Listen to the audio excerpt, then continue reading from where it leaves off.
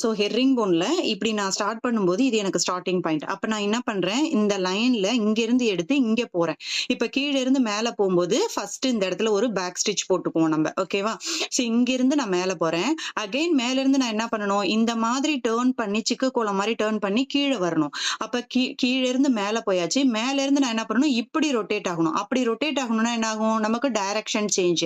அப்ப இந்த இடத்துல ஆப்போசிட்ல ஒரு குட்டியா ஒரு பேக் ஸ்டிட்ச் போட்டு அது அப்படியே செயின் ஸ்டிச்சா கொடுப்போம் இல்லையா?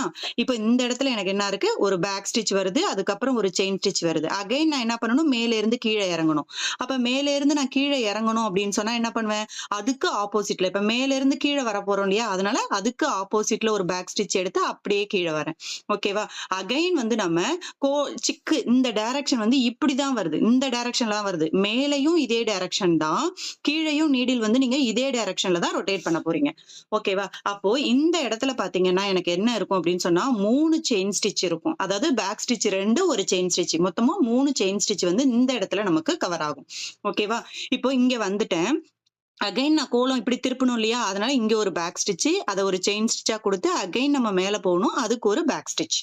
ஓகேவா? சேம் ப்ரொசீஜர் தான். அதாவது இந்த டைரக்ஷன்ல இருந்து மேல போய் அகைன் டர்ன் பண்ணி அகைன் கீழ வரேன். இங்க ஒரு டர்ன், இங்க ஒரு டர்ன், இடையில வந்து இந்த டைரக்ஷன்ல வரதுக்கு ஒரு செயின் ஸ்டிட்ச்.